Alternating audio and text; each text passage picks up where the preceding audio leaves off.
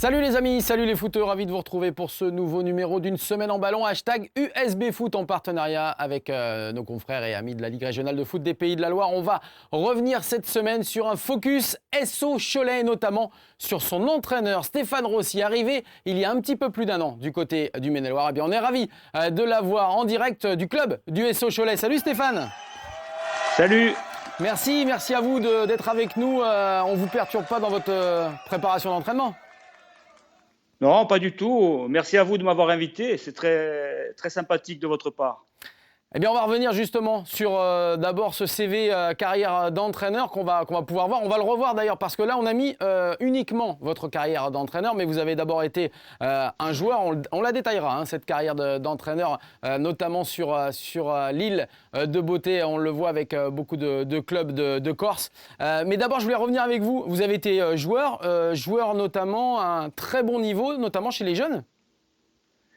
Oui, j'ai évolué au Sporting Club de Bastia dans les catégories jeunes. Ensuite, ma carrière a pris un tournant un peu particulier puisque pour la première fois de mon existence, j'ai signé dans un club du continent. Donc, j'ai signé au Sporting Club de Toulon qui accédait en Ligue 1 à cette époque-là. C'était dans les années 80. Puis après, je suis revenu en Corse et voilà, j'ai continué ma carrière d'entraîneur-joueur et de joueur en Corse.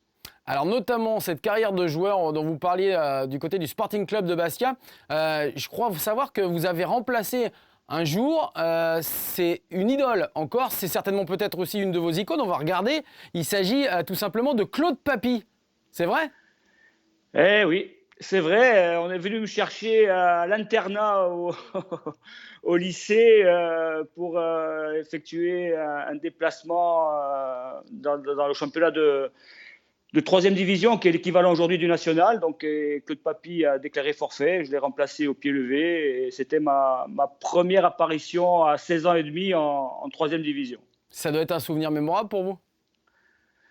Oui, il y en a d'autres, mais celui-là est vraiment particulier parce que Claude Papy représentait quand même, il était sur en fin de carrière, mais il représentait quand même le symbole du football corse avec ses qualités d'homme et de footballeur. Donc j'ai été très surpris, mais après très touché quand j'ai pris conscience de ce qui m'arrivait, de l'avoir remplacé comme ça, même si c'était au pied levé. Alors voilà, on vous parlait de cette carrière de joueur justement entre Corse et continent. Retour sur le continent pour les premiers pas d'entraîneur. Vous allez entraîner des clubs en fait de votre coin, pas très loin d'où vous aviez joué Minot?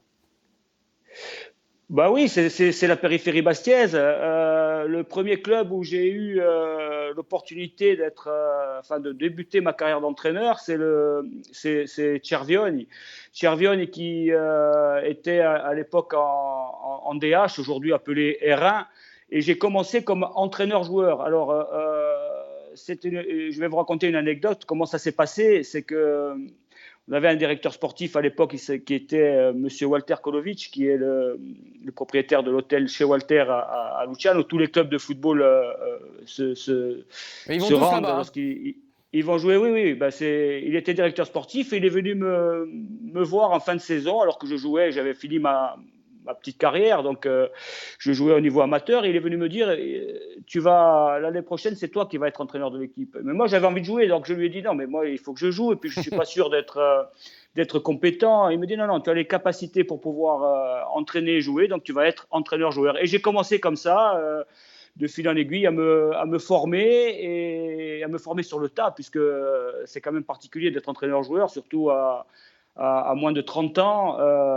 J'avais affaire à mes camarades, à mes copains, donc il fallait que je passe de l'autre côté de la barrière, et ça a été quelque chose de très enrichissant, et ça m'a permis d'évoluer. Voilà comment j'ai commencé ma petite carrière d'entraîneur. Voilà, il y a eu, on l'a vu, deux autres clubs avant d'arriver au CA Bastia. C'était tout début des années 2000. Le CA Bastia, d'ailleurs, qu'est-ce qu'on peut dire? Est-ce que, comme vous avez passé, on va dire, 15 ans, on le voit hein, d'ailleurs au club du CA Bastia, est-ce que ça a été un peu un parcours à la Giroud, toute proportion gardée? À toute proportion gardée, oui. Je suis arrivé. Alors, c'est pas. Le CA Bastia existait déjà avant. C'était vous l'avez sur votre écran là, c'est le CAB Gallia Luciane. Donc c'était une fusion entre deux clubs qui existent aujourd'hui. Un c'est CAB et l'autre Luciane. Donc cette fusion, lors de la scission des deux clubs, on m'a demandé de prendre la responsabilité de l'équipe première qui évoluait en R1. Donc j'ai accepté puisque le CA Bastia était aussi un de mes anciens clubs en tant que joueur au niveau national. Donc j'ai accepté et puis avec l'aide d'un homme que j'apprécie énormément et qui m'a mis lui aussi le pied à l'étrier, qui m'a permis de grandir dans le métier d'entraîneur, c'est le monsieur Antoine Emmanuel qui était président du CA Bastia et qui est aujourd'hui à Bastia Borgo, puisqu'il y a eu un rapprochement entre les deux clubs. Oui, c'est le nouveau nom de CA Bastia, le Bastia Borgo. Voilà. Donc j'ai débuté comme ça, de R1 en National 3, de National 3 en National 2, de National 2 en National et de National en Ligue 2. Voilà, on a créé un petit séisme au niveau du football corse, puisque le CA Bastia n'était pas du tout programmé pour arriver au niveau professionnel. Et ça restera pour nous une fierté d'avoir fait grandir ce club, de l'avoir fait connaître le niveau professionnel, de l'avoir fait connaître dans le monde, enfin dans je dirais le football français en général. Et puis ça nous et de ça nous vous a êtes fait connaître fait d'ailleurs, Stéphane, parce que regardez un peu la photo qu'on a retrouvée, une magnifique photo d'archives où on vous voit et on parle de vous comme du Mourinho corse. Oh là là. Vous Ouais, vous c'est à souvenez l'époque. de cette une de France Football? Oui, c'est vieux. Enfin, je sais pas, ça doit être dans les années 2013 ou peut-être par là, où Exactement. on venait je pense, avec le CA Bastia, d'accéder en national. On était un peu, oui, c'est un peu un ovni, je dirais, dans le dans le football français, parce que on était très mal lotis au niveau des infrastructures. On était structuré, mais sans plus. Voilà, et puis on souffrait aussi de ce qui est tout à fait logique de la proximité avec le Sporting Club de Bastia, qui est le club emblématique de la Corse, qui n'est pas simplement un club bastien, mais c'est le club de la Corse tout entier. Donc, Et que vous allez voilà, rejoindre donc, par d'ailleurs, rapport. vous allez rejoindre le Sporting Club de Bastia après ces 17 années du côté du CA, juste à côté, sur le club voisin. Eh bien, vous allez rejoindre le Sporting Club de Bastia, qui est, on peut le dire, parce que je vous ai écouté un petit peu partout, votre club de cœur quand même. Ben oui, je le dis toujours, et je vais le répéter, j'ai été élevé à la passion du football au Sporting Club de Bastia. Voilà, quand j'étais tout jeune, mes parents m'amenaient au stade, donc j'ai grandi dans cette ambiance-là, dans les travées de Fouriane. Ensuite, j'ai eu l'opportunité de porter ce maillot-là. Alors, je ne l'ai pas porté au niveau pro, mais quand même à un bon niveau, en Cadets troisième nationaux. division à l'époque, en cadets nationaux, en junior Gambardella. Je veux dire, j'y ai vécu toute mon adolescence et j'ai toujours des amis que j'ai eus lorsque j'étais au Sporting qui sont restés aujourd'hui, notamment l'entraîneur de Bastia Borgo, Jean-André Ottaviani, qui a été un de mes partenaires à l'époque au Sporting. Voilà, donc ce sont des très bons souvenirs qui restent, qui marquent. Et donc forcément, quand on fait appel à vous, lorsque ce club-là était en grande difficulté, pour ne pas dire moribond, Oui, très grande ben, vous ne difficulté, pouvez pas puisqu'il était refuser, même redescendu si c'est jusqu'en le National National 3. 3. Ben voilà, vous ne pouvez pas refuser, même si c'est un National 3. Donc, je savais où je mettais les pieds, je connaissais très bien l'environnement. Je savais que la tâche allait être très compliquée, très difficile. Ça a été le cas. Mais malgré tout, aujourd'hui, ma fierté, c'est d'avoir remis ce club sur le bon chemin. Aujourd'hui, c'est un club qui est en passe de retrouver le niveau professionnel. Et ma fierté aussi, c'est que ce club-là, l'effectif qui est composé aujourd'hui, je l'ai composé à peu près à 90%. Et ça, ça restera pour moi... Bien entendu, parce que je suis corse et j'ai été et je suis supporter des Sporting Club de Bastia, une fierté absolue et on ne pourra jamais me l'enlever, quoi qu'on en dise. Alors justement, comment fait un Corse, comment fait Stéphane Rossi qui a vécu quasiment toute sa vie sur l'île de Beauté. On l'a vu avec une petite excursion du côté de Toulon lorsqu'il était jeune footballeur. Comment il fait pour venir entraîner sur le continent à partir on va dire décembre 2019, il y a un an, du côté de Cholet? Pourquoi il y vient? Ben, c'est les opportunités qui font que. Puis je pense que c'était le bon moment pour moi de pouvoir partir après avoir vécu tout ce que j'ai vécu avec le CA Bastia. Ce que j'ai vécu, parce que j'ai vécu de très bons moments avec le Sporting Club de Bastia, notamment un superbe parcours en Coupe de France. Ben, il fallait que ça s'est mal terminé à Bastia, donc il fallait que je rebondisse, que je me prouve à moi-même que j'étais capable aussi d'entraîner ailleurs que sur l'île. J'ai eu l'opportunité de venir à Cholet, la rencontre de personnes avec, je dirais, un humanisme qui m'a permis de signer ici. En discutant avec toutes ces personnes-là, je parlais du président, du directeur sportif, du directeur administratif. J'ai senti qu'on me voulait vraiment. J'ai senti qu'il y avait aussi des rapports humains qui s'installaient. Et en fait, aujourd'hui, je ne vois pas trop de différence entre entraîner sur l'île chez moi et entraîner ici. Je me sens chez moi à Cholet avec des personnes que j'apprécie, qui me font confiance. Et puis, j'espère qu'on arrivera tous ensemble à faire grandir le SO Cholet. Alors justement, votre contrat, il dure encore 1 an et demi, c'est ça? Pas du tout. Je suis en fin de contrat au mois de juin. Alors c'est moi qui ai anticipé avec la prolongation qui devrait arriver alors. Il y a des chances, oui, effectivement. Bon, eh bien, vous avez de bonnes infos. On espère en tout cas vous voir longtemps sur le banc du SO Cholet. On a vu un peu justement votre parcours, que ce soit sur l'île de Beauté en Corse ou sur le continent à Cholet. On va découvrir aussi un petit peu quel type de personne vous êtes, et surtout d'idoles que vous aimez. On a vu Claude Papy tout à l'heure qui était peut-être une icône. Celle qu'on a vue également, que vous adorez visiblement, c'est cette personne-là qui est décédée il n'y a pas très longtemps. Évidemment, un certain Diego Armando Maradona. Vous aviez posté d'ailleurs pas mal de choses. Alors, on le voit, un Ripoll Shine Patch en Corse. C'est quelqu'un que vous admirez?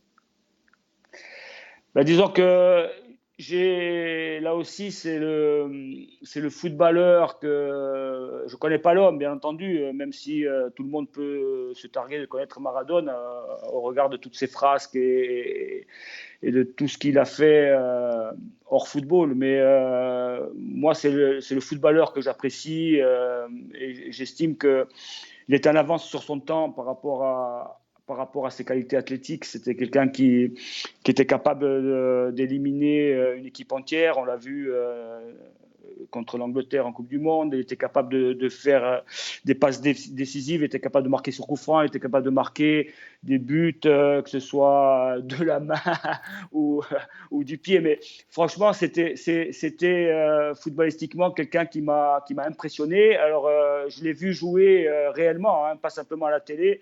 Et je peux vous dire qu'au niveau des appuis, c'était quelque chose d'exceptionnel. Au niveau du toucher de balle, on n'en parle même pas parce que tout le monde le voit.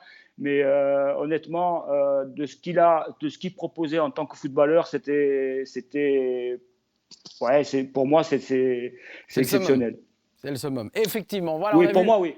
On a vu effectivement Diego Armando Maradona, on a parlé de Stéphane Rossi, on va continuer de parler avec vous, tout simplement de votre club actuel, du SO Cholet, avec le début de saison.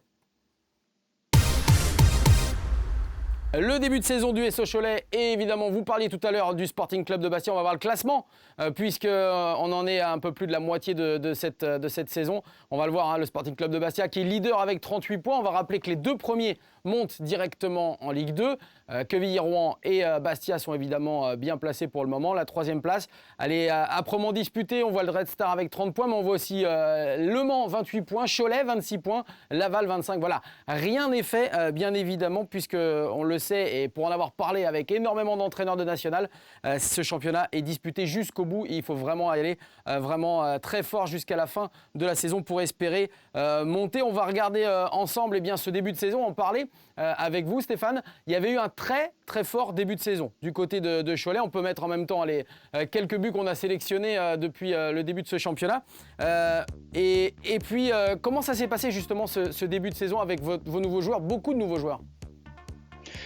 Oui, on a pris le pari de reconstruire l'effectif, je dirais, quasiment dans sa totalité. Il reste 4 ou 5 joueurs de la saison précédente.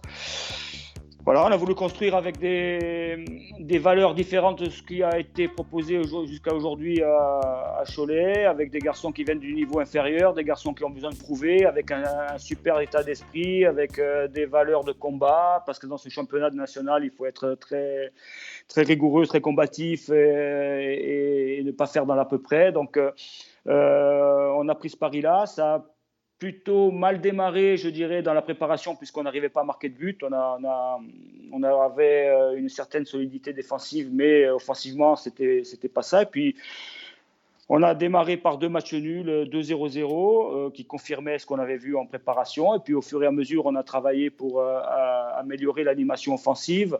Alors, bien entendu, on a marqué des buts, mais aujourd'hui, le problème qui se pose, c'est qu'on marque encore des buts, mais on est fragile défensivement. Donc, vous en prenez beaucoup, mais écoutez, Stéphane, ce que vous disiez justement. On était venu vous voir juste après le match de Cholet-Laval. Écoutez ce que vous disiez, c'était au mois de septembre.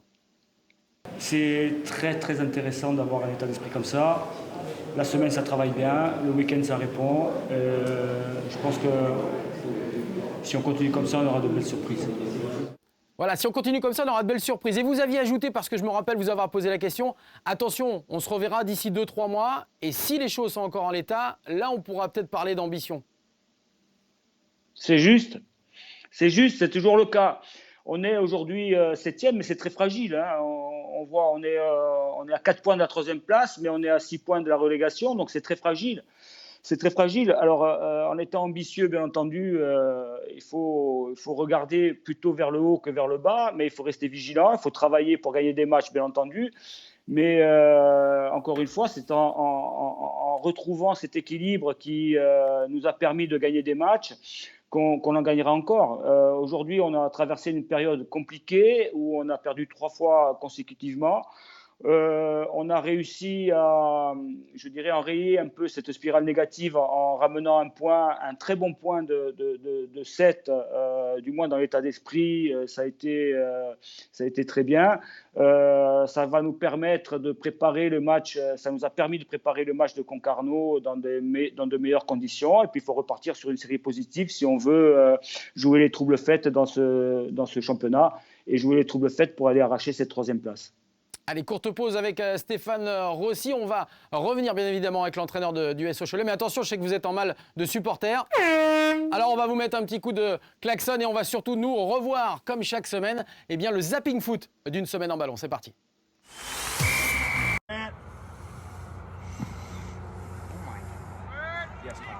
Oh my gosh. Thank you.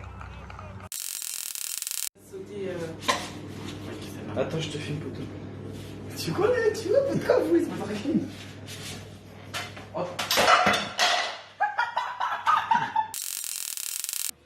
Ei, tu vai lá mais um minuto, na moral, Guru. Guru na bola. Oxi, que doidice! Vai, doido, mongoloide! Clairement, notre souhait, c'est que le FC Nantes puisse rester sur la métropole nantaise. Ensuite, je ne commenterai pas les résultats du match du week-end dernier, mais quand on voit ce qui s'est passé à nouveau ce week-end, je crois que beaucoup de Nantais ont hâte que l'équipe puisse retrouver le chemin de la victoire, mais ça, c'est la partie sportive, c'est une autre histoire.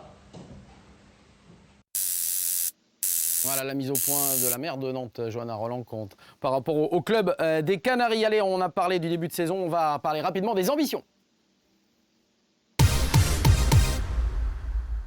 Les ambitions, alors c'est vrai que Stéphane Rossi nous a un petit peu déjà abordé le thème. On va regarder cette palette effectivement chiffrée qui va pouvoir nous donner, c'était le nombre de points, 4 pris par les Choletais sur 21 possibles. Je ne sais pas si on l'a, mais en tout cas, je vous l'annonce, puisque c'est vrai qu'il y a eu une victoire, un nul et 5 défaites du côté des Choletais depuis un petit peu plus d'un mois. Ce qu'on disait, vous prenez beaucoup plus de buts.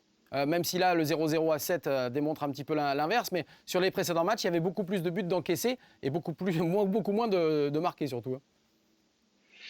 Oui, c'est ce que je disais tout à l'heure.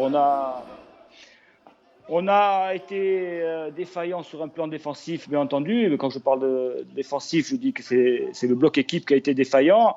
Et on était moins en réussite offensivement, donc forcément, les résultats n'étaient plus là. Mais c'est simplement, je pense, une question d'état d'esprit. Peut-être qu'on s'est vu plus beau que ce qu'on était et on a perdu nos valeurs, les valeurs sur lesquelles on a construit l'effectif. Voilà, donc je pense qu'il faut revenir à des choses plus simples, il faut revenir à des valeurs plus simples pour pouvoir être encore performant sur le terrain. Mais voilà, on l'a démontré à 7. Il faut confirmer maintenant par des victoires à domicile et puis aller grappiller des points à l'extérieur si on veut, dans nos ambitions, aller chercher un accessite. C'est-à-dire aujourd'hui, c'est la 3e place qui est pas très loin. Donc il faut être vigilant, comme je le disais, mais il faut surtout être ambitieux pour aller chercher cette 3e place et pas regarder en bas. Oui, effectivement. Et focus sur cette 3e place, synonyme de barrage pour l'accession en Ligue 2. Puis on le sait, hein, Stéphane, évidemment, dans chaque saison, il y a toujours aussi des trous d'air un petit peu pour les équipes qui ne peuvent pas être à 100% tout au long de la saison. C'est peut-être ce trou d'air que vous avez connu. Et en tout cas, on vous souhaite de revenir au plus vite vers les premières places. On a parlé du métier d'entraîneur avec vous, avec justement ces passages de club à club. C'est le moment pour Richard Coffin de nous sortir son petit édito sur l'entraîneur, le métier. Regardez, c'est très drôle. Ah, le banc de foot, et quelle histoire! On a beau être bien assis, ce genre de siège est plus proche de l'avion de chasse que du banc public. Prenez André Villas-Boas, l'entraîneur de Marseille. C'est simple, il s'est auto-éjecté cette semaine de l'OM en annonçant sa démission en conférence de presse suite à un désaccord avec sa direction sur la politique sportive du club et sur le recrutement. Villas-Boas mis à pied dans la foulée par la direction de l'OM. Bonjour l'ambiance et le tableau.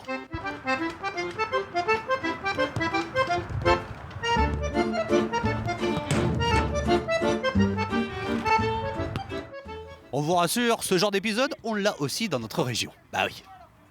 On ouvre le chapitre FC Nantes, le recueil dirons-nous, tant la liste d'entraîneurs éjectés sous l'Irkita est longue comme le bras, enfin comme le pied plutôt. Christian Gourcuff est le dernier en date avant l'arrivée de Raymond Domenech, l'ancien sélectionneur des Bleus dépêché fin décembre pour sauver des Canaries sous l'eau, pour ne pas dire plus. Vous me direz oui, mais c'est ainsi en Ligue 1, ça valse régulièrement. Bah non, prenez Angers par exemple, avec Stéphane Moulin en poste au SCO depuis 2011. C'est simple, c'est l'entraîneur dont la longévité est la plus importante et encore en poste, toujours en Ligue 1. Angers est donc une exception parce qu'en la matière, les présidents de club de l'élite ont les nerfs fragiles. Ils virent les entraîneurs avec des indemnités d'ailleurs. Au passage, merci pour les comptes du club, ce qui est quand même bien différent du national. Exemple, notre invité du jour, Stéphane Rossi, 15 ans au CA Bastia, avant de venir plus tard à Cholet, ou encore Stéphane Massala, l'entraîneur des Herbiers depuis 2016, qui a connu des hauts, une finale de Coupe de France, mais aussi des bas, avec une relégation, mais qui est toujours là. Alors, question d'enjeu, de valeur ou de respect, je vous laisse trancher, nous on a quand même une petite idée. Alors, il nous reste 30 secondes, Stéphane Rossi, une petite idée sur ce métier d'entraîneur. C'est trop compliqué, très compliqué, comment vous le vivez ? Comme tous les métiers, quand on le fait par passion, c'est moins compliqué. Mais c'est difficile, c'est un métier difficile parce que le football est un sport où tout le monde pense qu'il peut donner un avis sur une prestation, sur un joueur, sur un schéma de jeu. Donc c'est compliqué à ce niveau-là, mais c'est tellement passionnant que c'est beau.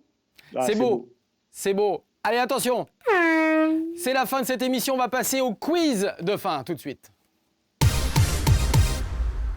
Voilà, on va voir un petit peu si vous connaissez bien ce fameux club du Sporting Club de Bastia, Stéphane. Lors de la saison 2013-2014 en Ligue 1, le Sporting Club de Bastia a récupéré les 3 points de la victoire sur tapis vert, car le FC Nantes avait fait Contre jouer Nantes, oui. un joueur qui était suspendu après 3 cartons jaunes. Ce joueur, c'était 3 solutions. Réponse A, Pierre-Yves André. Est-ce que c'était réponse B, Abdoulaye Touré qui avait joué, ou est-ce que c'est réponse C, Sébastien Piocel? Réfléchissez bien et donnez votre réponse. Touré. Oh, il est sûr de lui. Il le connaît par cœur, son club du Sporting Club de Bastia. Bravo, en tout cas, Stéphane. C'est vrai que c'est Abdoulaye Touré qui avait joué. D'ailleurs, les Nantais l'avaient emporté, je crois, 2-0 à l'époque. Face à Bastia, et puis il avait été suspendu, et donc du coup le Sporting Club de Bastia avait récupéré les 3 points sur tapis vert. Allez, on passe à notre coup de cœur. Je ne sais pas si vous aimez courir, Stéphane Rossi. Je sais que c'est pas trop le leitmotiv des footballeurs qui aiment mieux jouer. Ouais, mais comme je suis à la télé, je veux dire que j'aime courir, parce que comme ça les joueurs vont entendre et vont appliquer après, parce que c'est vrai qu'ils n'aiment pas trop courir, mais bon. Allez, regardez cette course virtuelle justement au profit de l'association Un maillot pour la vie, au profit des enfants hospitalisés. Voilà, ça se courra le 7 février, c'est-à-dire que 1 km effectué, c'est 1 € reversé. C'est évidemment l'école Isévac qui s'en occupe. Soyez nombreux à participer à cette course virtuelle. On vous remercie, Stéphane Rossi, d'avoir participé à cette émission, à cette USB Foot, et on vous donne plein de bonnes choses pour cette fin de saison, en espérant vous voir, pourquoi pas, à la 3e place. Bye bye. Merci à vous.